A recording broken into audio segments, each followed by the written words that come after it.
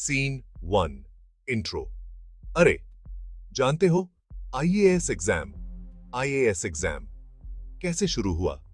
चलो इसके इतिहास के बारे में बताते हैं। इंडिया में सिविल सर्विसेज एग्जामिनेशन की कहानी तो ब्रिटिश राज के समय से ही शुरू होती है। 1833 में चार्ल्स वुड एक्ट आया जिसने मॉडर्न सिविल सर्विसेज की नींव रखी ताकि एडमिनिस्ट्रेटिव रिफॉर्म्स हो सके। Scene 2 the early days. अब आगे बढ़ते हैं 1833 तक। आयरनवुड कमीशन ने इंडियन सिविल सर्विसेज के लिए एक सेंट्रल एग्जामिनेशन सिस्टम का प्रस्ताव रखा।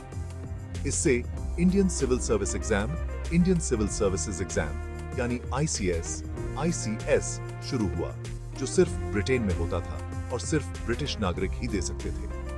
फिर 1861 में इंडियन सिविल सर्विस रूल्स आए, जिससे थ्योरी में तो इंडियंस भी सिविल सर्विसेज ज्वाइन कर सकते थे, लेकिन हकीकत में इंडियंस आईसीएस एग्जाम नहीं दे सकते थे क्योंकि ये एग्जाम अभी भी ब्रिटेन में ही होता था।